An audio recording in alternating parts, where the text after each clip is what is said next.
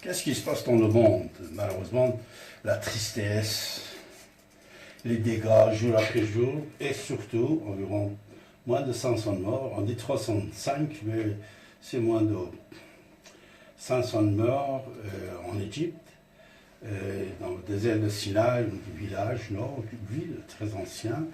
Les gens étaient en train de faire leur prière, alors victime de cette attaque militaire. Vraiment, c'était, puisque j'ai regardé le film, vous voyez, et quand nous regardons le film, on voit plusieurs milliers de personnes qui sont en train de faire leur prière, et tout d'un coup, ça y est, ça commence. J'ai constaté qu'il y avait plusieurs centaines de personnes en train de faire la prière en dehors de mosquées, puisqu'ils avaient beaucoup de succès cette prière de vendredi, qu'il y avait beaucoup de gens en train de faire leur prière en dehors de mosquées. Mais une chose qui est très intéressante et importante, je veux le signaler ce soir pour vous, mes chers amis, ce que peut-être vous ne saviez pas, voilà, je veux vous informer. Malheureusement, toutes ces guerres, tous les attentats que nous pouvons constater dans le monde musulman, surtout, on ne parle pas de ce qui se passe en Occident, surtout en Europe, c'est toujours contre les innocents, les gens qui tombent victimes de cette terroriste aveugle islamiste, c'est des innocents, mais là-bas, dans leur pays, c'est toujours autre clan, autre groupe musulman est le victime. Si on considère cette guerre, comme tout le monde le dit, chiite et l'autre tendance, je ne veux pas dire sunnites, puisqu'ils ne sont pas des sunnites non plus. C'est politique, c'est financé, dirigé, géré par les pouvoirs politiques, et même peut-être ils ne sont pas sunnites. Pour cette majorité de peuples musulmans dans le monde, ils sont sunnites. Et moi, je n'aime pas utiliser la guerre chiite-sunnite, mais je veux dire un pouvoir musulman dans le monde qui a l'argent, assez d'argent pour dépenser, et de l'autre côté, le victime, c'est vrai, le victime, c'est des chiites. C'est-à-dire partout, tous les victimes que vous voyez, c'est des chiites, ce sont les gens qui ont une critique, ont différent envers l'islam original. C'est-à-dire qu'ils ne croient pas 100% à l'islam de la Mecque et de la Médine, ces gens-là. Qu'ils soient les Zaydis, Houthi en Yémen, Yémen c'est la même chose, qu'ils soient en Syrie. Vous savez, la Syrie, on ne va pas entrer maintenant dans le débat, mais le premier jour que la guerre intérieure du pays a été commencée, on disait que Bachar Assad c'est un alavite, c'est une branche de chiite. Alors on va aller combattre Assad, puisqu'il n'est pas musulman. Après, il y avait des manifestations au départ qui étaient fumées par le régime de Bachar Assad, c'est bien sûr certain. Comme son père, il a déjà moins de 40 ans, Hafez Assad, et même il a envoyé les tanks dans les rues de Hama et Tarablos, Tartus, et beaucoup d'autres villages, et il a installé l'ordre avec la force. Puisque même à l'époque, je me rappelle, on disait, c'est alavite, c'est un pouvoir alavite, n'est pas musulman, on l'avait attaqué.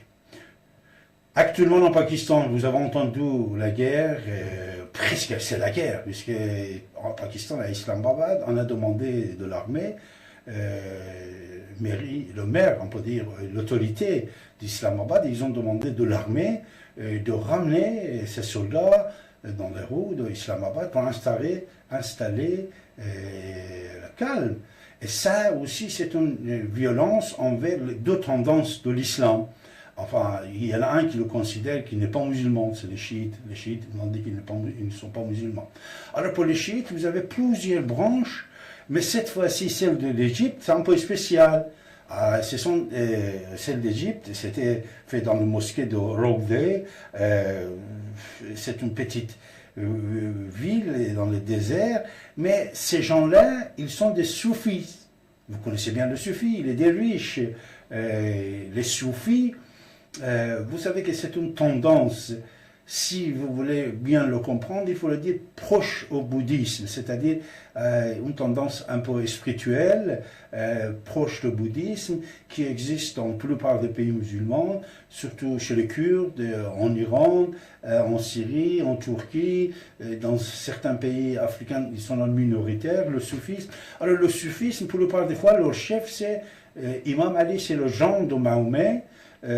C'est le mari de Fatimé, la fille de Mahomet, et ils sont un peu différents, c'est-à-dire ils ne croient pas à tous les guerres et le pouvoir politique. Le soufisme, c'est une spiritualité, on peut dire, individuelle qui se montre dans le mosquée. Enfin, ils disent aussi mosquée, ils disent aussi d'autres choses. Par exemple, vous voyez, le mosquée, le nom c'était Rose. Alors, le chef de cette tribu, c'est un tribu aussi, on peut dire là-bas, c'est Al-Jarir. Al-Jarir, c'est très récent en plus, c'est-à-dire, c'est moins de 100 ans, cette, je ne sais pas, qu'est-ce qu'on peut dire, secte, groupement idéologique, religieux, soufi, a été fondé. C'est M. Ahmad Badawi, était le fondateur de cette pensée dans la ville de Tanta.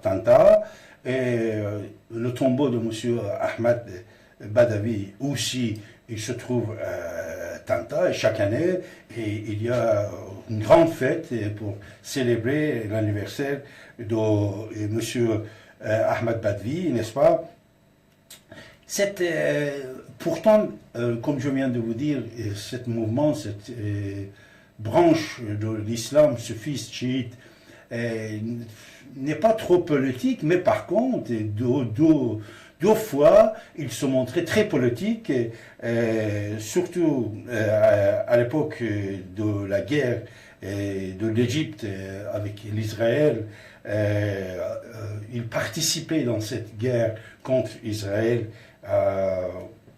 On peut dire très fort, voilà. Il était présent dans cette guerre, il soutenait Jamal Abdel Nasser, et même, on peut dire, au moment du printemps arabe aussi, ces gens, il était contre le régime, on peut dire, et il participait dans les manifestations. Vous vous rappelez de printemps arabe, on disait, le moment que Hosni Moubarak a été chuté de pouvoir et tout ça.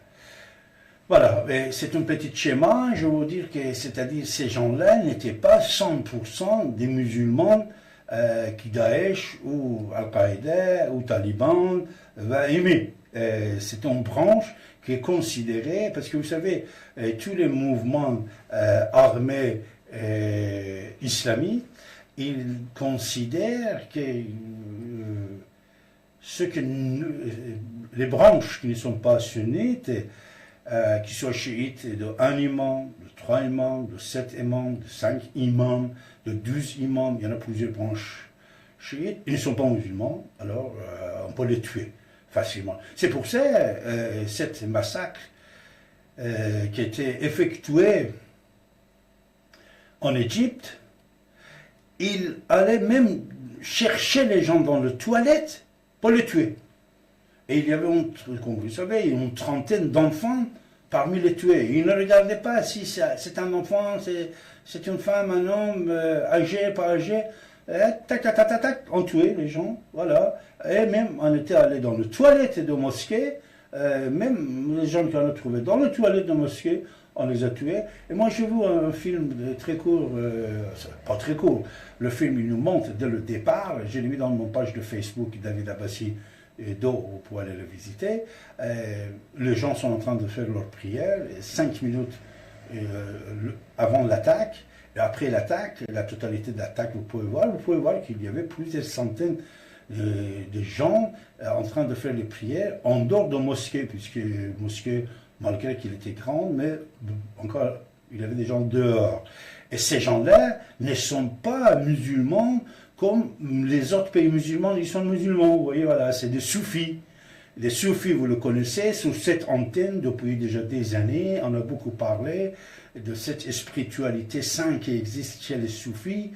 Il y a une partie des alavites aussi, il faut que je vous le dise. Il faut une partie des alavites, on ne parle pas des alavites qui sont au pouvoir, comme au roi de Maroc, comme Bachar Assad, comme Saleh qui était en Yémen. Ces gens-là, c'est alavites et politiques, mais les alavites aussi, une partie, ils sont très spirituels. C'est-à-dire les rites qu'ils sont, les rites, c'est un mélange de Zoroastre, l'islam et bouddhisme. Et soufisme, c'est la même chose. Voilà, ces gens-là. Je crois que ça, c'était bien de vous donner cette information juste au départ de mon émission, mes chers amis. Et n'oubliez pas que vous avez la parole, comme d'habitude. Toujours, c'est vous que vous êtes en priorité pour parler. Si vous avez des questions, si vous avez d'autres informations, si vous avez des choses à partager avec nous, c'est avec grand plaisir qu'on va vous écouter. Mes chers amis, en composant le 08 92 23 95 20, et n'oubliez pas que nous sommes sur Radio Terrestre aussi, mes chers amis, depuis déjà longtemps. Vous pouvez nous écouter sur le canal 9A de votre poste de radio DAB+, et bien sûr sur l'internet, en tapant ici et maintenant.com, et après choisissez le son seulement, vous pouvez nous entendre. Alors, j'attends vos appels au 08 92 23 95 20.